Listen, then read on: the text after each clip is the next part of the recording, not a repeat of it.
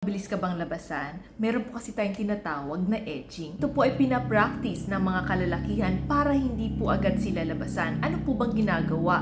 They are getting close to climax. Close lamang po to climax but not achieving the climax. Ano po mangyayari mga madam and sir? After getting close to climax, then it's simmer.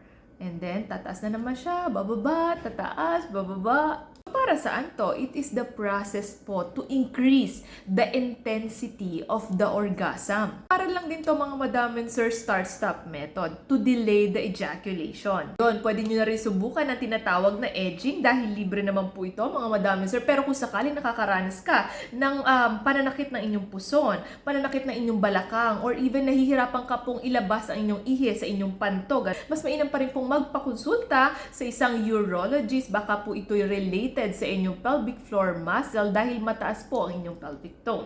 갑자기 내게 나타나준 너, 난 아무 말도 할 수가 없었지.